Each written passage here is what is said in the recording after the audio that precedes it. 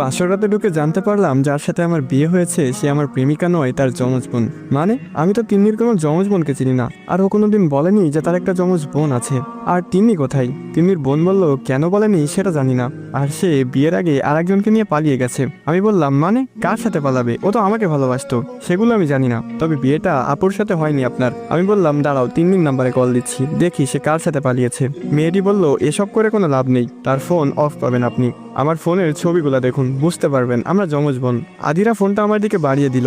আমি হাতে নিয়ে দেখলাম দুই বোনের অনেকগুলা ছবি। মেয়েটা আমেরিকাতে বড় হয়েছে মামার কাছে, সেগুলা ছবি সহ প্রমাণ দিল। এবার আরো একটা শক্ত প্রমাণ পেলাম, মেয়েটার ঠোঁটের নিচের তিলটা নেই, যেটা তিন্নির ছিল। পৃথিবীতে এমন হতভাগা মানুষ কয়টা আছে কে জানে। 4 বছর প্রেম করলাম, বিয়েও ঠিক হলো তার সাথে, কিন্তু সে পালিয়ে গেল। বিয়ে করলাম তার যমজ বোনকে। কেন পালালে তিন্নি? আর যদি পালানোরই ছিল তাহলে আমাকে বলে দিতে, আমি বিয়ে পর্যন্ত আসতামই না। মনের ভিতরে হাহাকার আর কষ্টের কারণটা না হলেও পারতে। আজকের রাতটা নিয়ে কত স্বপ্ন দেখিয়েছিলে মনে আছে? তুমি যেন পাশে বসে আছো, দেখতেও একই রকম, শুধু মানুষ দুইটা। কিভাবে বোঝাবো মনকে? যত সহজে বলা হচ্ছে পরিস্থিতির কথা, সত্যি কি ততটাই সহজ? সে মানুষটার মতো একই রকম দেখতে একটা মেয়েকে নিয়ে কাটাতে হবে সারা জীবন, অথচ তাকে কোনোদিন তিন্নি বলে ডাকতে পারবো না। মেয়েটার দিকে তাকালাম, দুইজনের মধ্যে একটু পার্থক্য আছেই। এই মেয়েটার নাম আদিরা না হয়ে হতে পারতো মিন্নি। আমি মিন্নি ডাকতে গিয়ে ভুল করে তিন্নি ডাকতে পারতাম, কিন্তু আদিরাকে কিভাবে তিন্নি বলে ডাকবো সেটা তো ইচ্ছাকৃত হয়ে যাবে। আদিরা মেয়েটা তিন্নি চাইতে একটু ফর্সা, না একটু না, বেশ অনেকটাই। আমেরিকাতে থাকার কারণে এই পরিবর্তন। আদিরা বলল আপনি কিছু ভাবছেন? আমি বললাম হ্যাঁ ভাবছিলাম। কি ভাবছেন? আমি বললাম আপনি রাজি এই বিয়েতে? আদিরা বলল হ্যাঁ। কোনো বয়ফ্রেন্ড ছিল না আপনার? আদিরা বলল হ্যাঁ ছিল। তার কি হয়েছে? আদিরা বলল সে 2 বছর আগে আরেকটা মেয়েকে বিয়ে করে ফেলেছে। ও আচ্ছা। আদিরা আমার কথা শুনে হেসে উঠল। আমার বয়ফ্রেন্ড ছিল না। আমি বললাম আমেরিকাতে ছিলেন আর কোনো বয়ফ্রেন্ড ছিল না?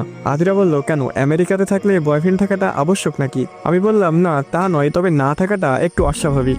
আদিরা বলল আমি ওসবের টাইম পাইনি, পড়ালেখা নিয়েই ব্যস্ত ছিলাম। আমি বললাম লাভ কি হলো, সেই তো বিয়ে করে এখন ঘরবাড়ি সামলাতে হবে। আদিরা বলল একটা কথা আগেই বলে দিই। হ্যাঁ বলুন। আদিরা বলল আপু পালিয়েছে বলে কিন্তু আপনি আমাকে বলতে পারবেন না তুমি বিছানায় ঘুমাও, আমি সোফায় ঘুমাবো, আপনি আমার সাথেই ঘুমাবেন, সময় নিন। শারীরিক সম্পর্কের দরকার নেই, তবে ভালোবাসতে মানা করবেন না। মেয়েটার কথায় কিছুটা অবাক না হয়ে পারলাম না, তবুও বললাম আচ্ছা। সে এখন আমার বউ, আমার যেমন তার উপর অধিকার আছে তেমন তারও আমার উপর পূর্ণ অধিকার আছে। তিনি তো আরেকজনকে নিয়ে পালিয়েছে, আর আমি কেন এই মেয়েটাকে কষ্ট দিব? মেয়েটার দিকে ভালোভাবে তাকিয়ে বুঝতে পারলাম মেয়েটা মেকআপ করেনি। কৌতূহল হলো কেন করেনি। আমি জিজ্ঞেস করলাম আপনি সাজগোজ করেননি? আদিরা বলল সময় কই। আব্বু এসে বলল তোর বোন পালিয়ে গেছে, মান সম্মান বাঁচাতে হলে আমাকে এই বিয়েটা করতেই হবে। আর এমনিতেও আমার মেকআপ করতে ভালো লাগে না, চামড়ার উপর সাদা একটা আস্তরণে নিজের আসল সৌন্দর্য ঢেকে কেন রাখবো, হই কালো বা ফর্সা। আমি বললাম তা খারাপ বলেননি। আদিরা বলল আপনি আমাকে তুমি করে বলতে পারেন। আমি বললাম সময় লাগবে, আপনার বোনকেই আমি রিলেশনের 6 মাস পরে তুমি বলেছি। আদিরা বলল আপনাদের প্রেম কাহিনীটা বলবেন, আমার খুব শুনতে ইচ্ছে করছে। বাসরাতে বউকে প্রেম কাহিনী শোনাতে হবে যেই কাহিনীর নায়িকা তার আপন বোন। কি আর করার, প্রেম কাহিনী শুনিয়ে রাত শেষ করি। আমি বলতে শুরু করলাম লাস্ট ইয়ারে যখন পরীক্ষা দিলাম তখন আপনার বোনের সাথে দেখা, পাশাপাশি সিট পড়েছিল। ফার্স্ট ইয়ার লাস্ট 2 সেমিস্টারের পরীক্ষা একসাথে। সেই পরীক্ষায় আমি খারাপ করি, কারণ তিন্নি। সেই যে তাকিয়েছিলাম তার দিকে, আমি পাস মার্ক তুলে আর কিছুই লিখতে পারিনি। পুরো 3 ঘন্টা তার দিকে তাকিয়েছিলাম। তারপর খোঁজখবর নিলাম, স্বাভাবিকভাবে প্রপোজ করলাম, সে রাজি হলো না। এরপর সেমিস্টারের সেই দিন পর্যন্ত তার পিছে ঘুরেছি। একদিন সে রিক্সা নিয়ে যাচ্ছিল, আমি রাস্তায় অ্যাক্সিডেন্ট করি। কারণটা আপনার বোন। সে নীল শাড়ি পরেছিল, কপালে টিপ, হাতে কাচের চুড়ি, ঠোঁটে হালকা লিপস্টিক, শুধু বাকি ছিল খোপায় বেলি ফুলের মালা। আমি বেলি ফুলের মালা আনতে গিয়ে বাইক অ্যাক্সিডেন্ট করি, হাত পা কেটে গিয়েছিল।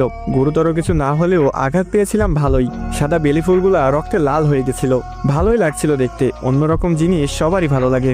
আমি বেলি ফুলের মালা নিয়ে সেই জায়গায় গিয়ে দেখলাম সে নেই, জ্যাম ছুটেছে, রিক্সা চলে গেছে।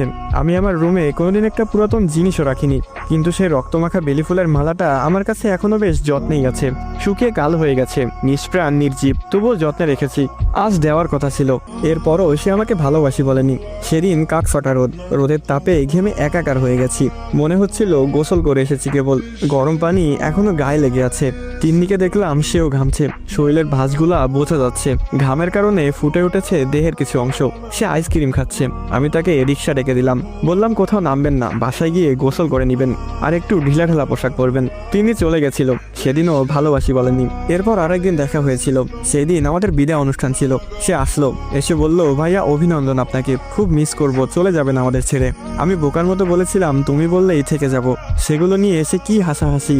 এরপর 2 মাস দেখা হয়নি, আমি ধরেই নিয়েছিলাম আমাদের প্রেম অপূর্ণই থেকে যাবে।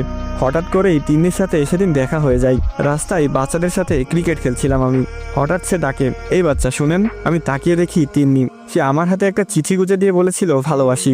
সেই দিনই প্রথমবার ভালোবাসি বলে সে।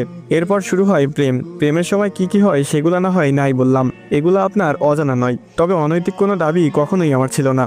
কথাগুলো বলতে বলতে চোখ ভিজে গেছে, বুঝতে পারছি হয়তো। আদিরাও বুঝতে পারছে। আদিরা বলল, খুব ভালোবাসতেন আপুকে তাই না? খেয়াল করলাম তার চোখেও পানি। আমি কি মানুষকে এত সহজেই কাটাতে পারি নাকি? সে আবার বলল, বেলি ফুলের মালাটা আমাকে দিবেন? আমি বললাম কেন? তারপর সে যা বলল তার জন্য মোটেও প্রস্তুত ছিলাম না আমি। আসসালামু আলাইকুম গাইস, কেমন আছেন সবাই? আশা করি সকলে খুবই ভালো আছেন। তো এখানেই শেষ হয়ে যায় বেলি ফুল পর্ব 1। গল্পটি কেমন লাগলো অবশ্যই কমেন্ট করে জানাবেন। তো আবারও ফিরবো এই গল্পের পরবর্তী পর্বগুলো নিয়ে। আরেকটা কথা গাইস, আপনাদের যদি এই ভাইয়ের ভিডিওগুলো ভালো লেগে থাকে আর এই গল্পগুলো ভালো লেগে থাকে তাহলে অবশ্যই চ্যানেলটি সাবস্ক্রাইব করে যাবেন। আর টিকটক ফেসবুক থেকে দেখে থাকলে অবশ্যই ফলো করে দিবেন আর মন থেকে এই ভাইয়ের ভালোবাসা নেবেন। তো দেখা হচ্ছে অন্য কোনো ভিডিওতে। আজকের মতো এই পর্যন্তই। ভালো থাকবেন, সুস্থ থাকবেন। আল্লাহ হাফেজ গাইস।